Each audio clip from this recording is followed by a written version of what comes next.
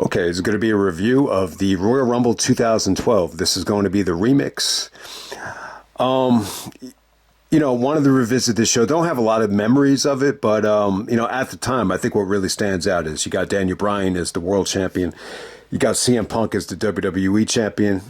So it's a good time, for both guys. I think both guys were extremely happy. Someone actually had a sign during the Rumble that said, "Real champions come from ROH." So, it was cool that they were both champions. I remember that one picture.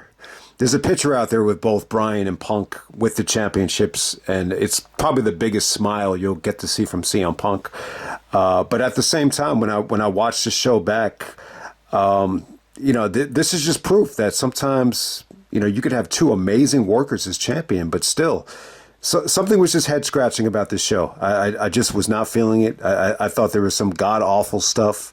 Especially some of the storyline stuff with Cena, just was almost nauseating to watch. So another show from 2012 that kind of makes me appreciate the modern day product, for as funny as that sounds, because I know 2012 gets a lot of love, and I think the biggest reason why is because of those gentlemen I just named, CM Punk and Daniel Bryan, going into WrestleMania as champions. And we're going to get right down to it. I think one of the things that took away from this show is Cena and Rock.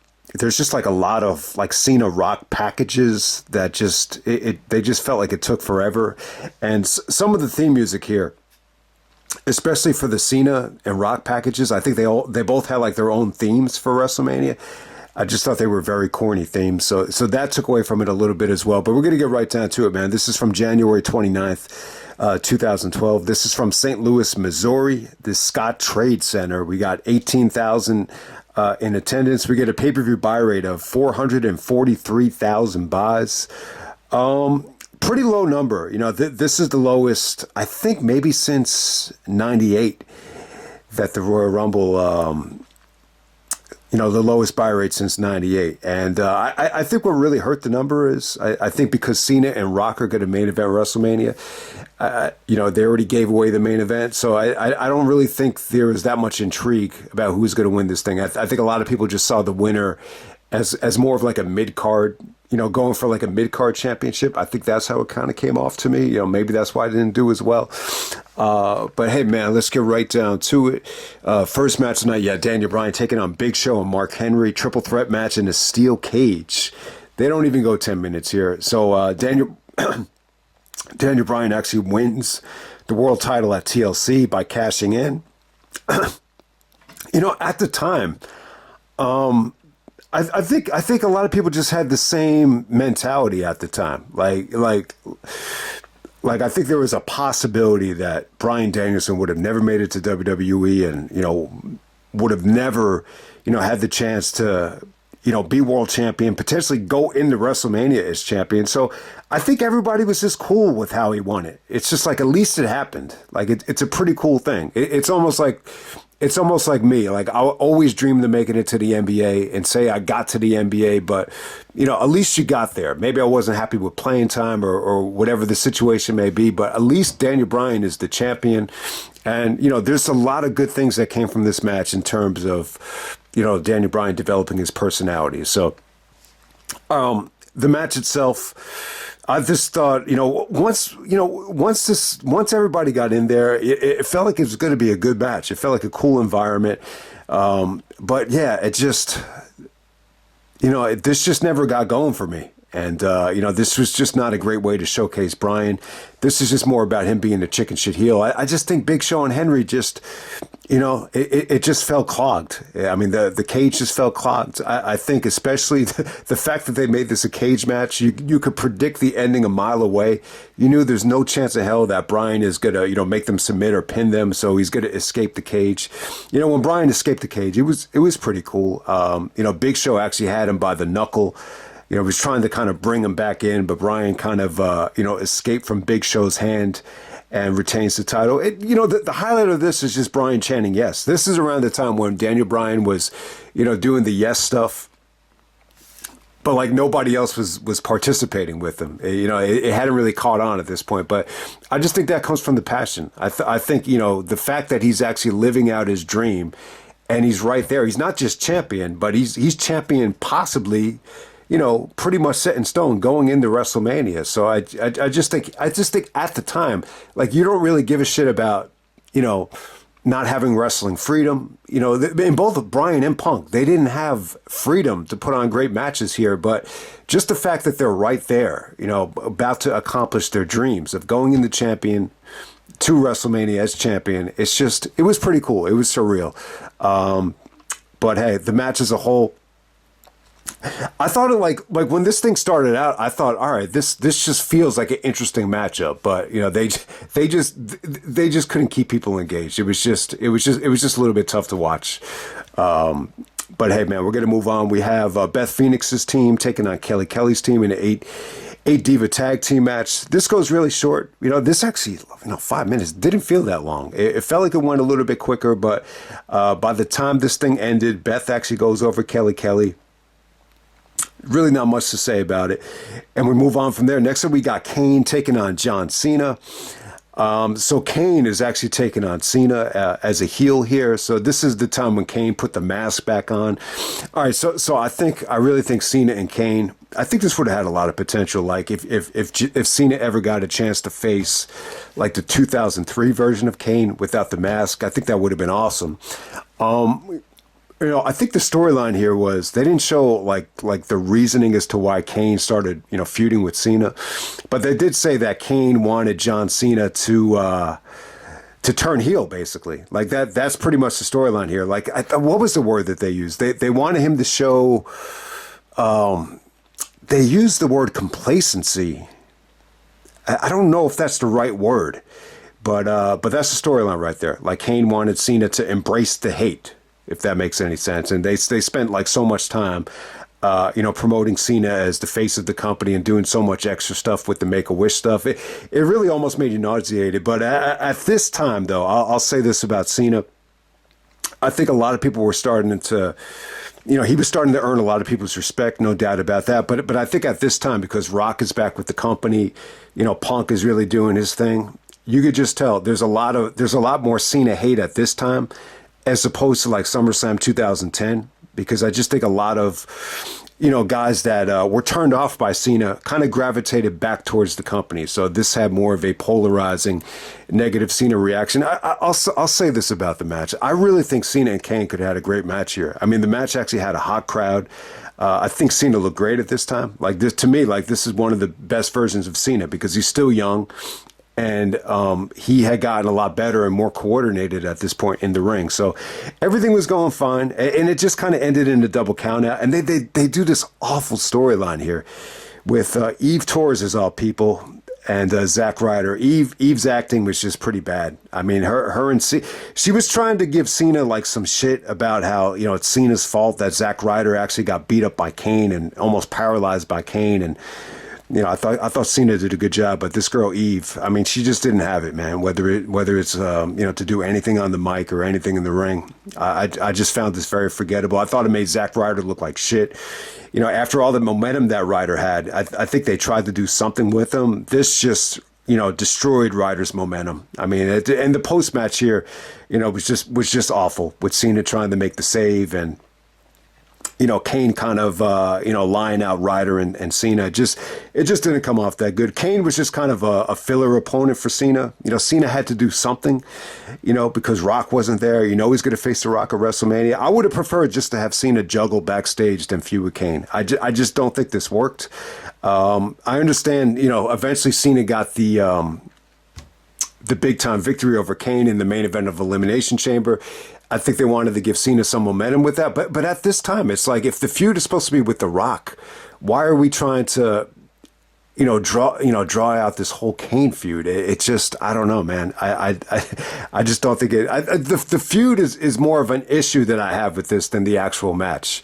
And also, like, I really would have preferred to see the 2003 version of Kane against Cena. I think that could have easily been one of Cena's best feuds. It just never timed out that way because both guys were always on different shows. I think when Cena was on SmackDown, that's when Kane was in his prime on Raw. So, all right, next up we actually have Brodus Clay squashing Drew McIntyre. Wow, like, it just makes you appreciate how far Drew McIntyre has come. I definitely think Drew is a dark horse to win the Royal Rumble. I know this will be Drew's second Royal Rumble win, but I think Drew and Cody is a big money match. Is it big enough to happen at WrestleMania? It's debatable, but you get to see Brodus actually squash Drew McIntyre here. So yeah, this is Drew just kind of on the way out here before he goes to Evolve or the Indies to kind of do the Cody thing and reinvent himself. We're still a ways away from that, but it did happen on this show. All right, next up we have CM Punk defending the world title against Dolph Ziggler. I like this match. I think at the time Punk is in incredible shape here. This is like the best shape I think Punk was ever in.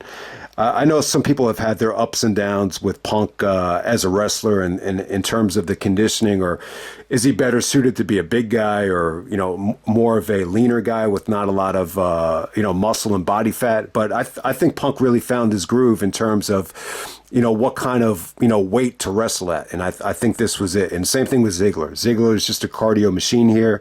Him and Punk are pretty much in, identical shape just in terms of being able to move, being quick, very little body fat on both guys. I think this is when Punk started doing a little bit more of the marathon training with the running.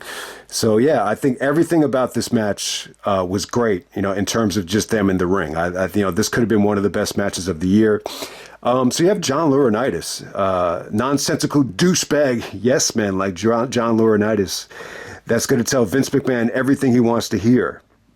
So it was one of the highlights from the pipe bomb. So, yeah, I always thought it was cool that if Punk had legitimate beef with John Laurinaitis being a yes man and, just not being, really qualified for the job or whatever, I thought it was cool that they brought him into the storyline. And I thought it made for a good heel. I think the thing about Laurinaitis is he's tall. He's not a bad looking guy. I think he definitely looks like a corporate suit. Like he really does. He's probably one of these guys that, all he has to do is just put on a suit and it makes no difference in terms of, how well he speaks or how intelligent he is or, how much he knows about the business. I just think Vince probably just wanted him around, because it made for a good look or whatever. But I understand he has a big wrestling background. They even touched on, that he's a former champion in Japan. Obviously, this is the brother of, Road Warrior Animal or Legion of Doom Animal. But yeah, Laurinaitis, his voice just, he just had one of the, he talked like he had asthma or something. Cena actually did a really good Laurinaitis impression, but yeah, I don't know, man. I thought it was cool that they brought him into the storylines here, but he just definitely took away from the match here. So he's feuding with Punk. Him and Punk are definitely, there was just a lot of back and forth between them in the feud. And that's the biggest problem I have with it is the feud and the match. It's more about Punk and Laurinaitis, and Ziggler's kind of just left out of this thing. I mean, the only thing Ziggler gets to say here is, you shouldn't be focused on Laurinaitis. You should be focused on me. That's really all Ziggler was able to say here. And even in the match as well, like there's this storyline here where Laurinaitis is under a job evaluation and Triple H is, watching him closely here. So during the match, he decides to suck up to CM Punk and actually try to help CM Punk win. I just thought I just wasn't feeling it. I mean, there was one part in the match where Punk actually is about to hit Ziggler with the go to sleep, and he accidentally knocks Laurinaitis down. Laurinaitis looks like he's legitimately pissed by it, and there's another ref bump there. But other than that, Laurinaitis is basically sucking up to Triple H, with the special enforcer job here. So I just definitely think it took away from the match. But, while these guys wrestled, I thought it was good. I thought the transitions from the go to sleep into the Famouser actually was flawless. I thought that was great. Punk actually busted out the Randy Savage elbow drop, which got a huge Randy Savage chant. And, there were some really nice reversals here where the referee was down and Punk is just screaming at Laurinaitis, to get in the ring. So you definitely had some good drama there. It took Punk actually 2 go-to-sleeps to put Ziggler away. Ziggler didn't kick out of the first one. They were just late on the first one, but, eventually Punk gets the victory with the go-to-sleep. I just hated the ending, though. You actually had Laurinaitis and the ref, double count for Punk. So the whole thing was just a mess to me. But in terms of the way both guys looked, I thought both guys looked phenomenal, to be honest with you. Okay. Okay, next up we have the 30 superstar Royal Rumble match for a world championship match at WrestleMania 28. 30 superstars. I prefer Austin's, the way Austin says it. 29 pieces of trash. But hey, man, we're gonna get right down to it. This is the 2012 Royal Rumble. I would say this. I think there's a couple of things to like about this. Number one, I think the crowd was fantastic. You know, you didn't have to sit through like a major undercard here. You know, especially you didn't have to sit through a women's Royal Rumble. So I think the crowd was good here for the most part. They really popped huge for a lot of the good surprises. You know, whether it's Mick Foley, you know, Foley definitely got a huge pop. Hacksaw Jim Duggan, the first ever Royal Rumble winner. Believe it or not, he got a monster pop. There was Monster USA chants. You know, one of the few times you get to see a female here, Karma is actually Amazing Kong. And she actually eliminates Michael Cole. I thought she was great. All right. So the two biggest knocks on this Rumble. Number one, I think star power wise, it's a little bit rough. You know, you get to see the Miz in there. You know, Miz is really kind of doing the Shawn Michaels thing. He's in there for 45 minutes. So not just the Miz. And then you get Cody. It's a really good performance from Cody. I think maybe his most underrated Royal Rumble performance. You know, he loves Royal Rumble matches, Cody. So he was in the thing for 42 minutes. I just hated the way Miz and Cody got eliminated. You know, they were kind of both fed the Big Show. I'm just like, if you're gonna keep them in the Rumble the whole way, at least feed them to Sheamus or Jericho or even Randy Orton. You know, this is Randy Orton's hometown of St. Louis, so it's a big night for Orton. I'm assuming Randy might have been injured here. He just wasn't in it that long.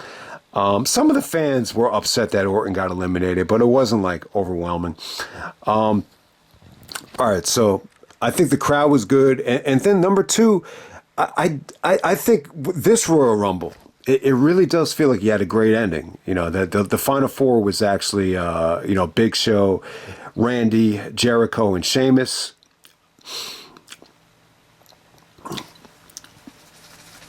You know, after the RKO, they were able to get Big Show out of the ring, thank God. And then Jericho, you know, just all of a sudden just eliminates Orton out of nowhere. You know, some of the fans were upset about it. And then it comes down to Sheamus and Jericho. So I'm going to tell you, the Sheamus Jericho ending was good. I mean, it'll be hard to find like a better ending between two guys. This definitely felt like a bonus match. It felt like a separate match. You know, the only other one that comes to mind, and there's been a few. Actually, Cody and Gunther is another one. I thought that ending was phenomenal. You know, when we're talking about an ending just between two guys, and then Undertaker and Shawn Michaels from 2007. That was a great ending as well. And I think Sheamus and Jericho, I thought great ending as well. Because you got two guys here, you know, both are going to go on the WrestleMania, the challenge for the championship, but who's the better option here? So, you know, I'm not going to make the argument for Jericho now. I've always said to myself, I've always said time and time again, and we can revisit the Punk match when we get to WrestleMania 28 again. But you know, if you were going to promote best in the world versus best in the world, you know, you needed to have Jericho win this match. You know, because if you can't win the Royal Rumble, why are you saying you're the best in the world? But I'm going to try to look past that here.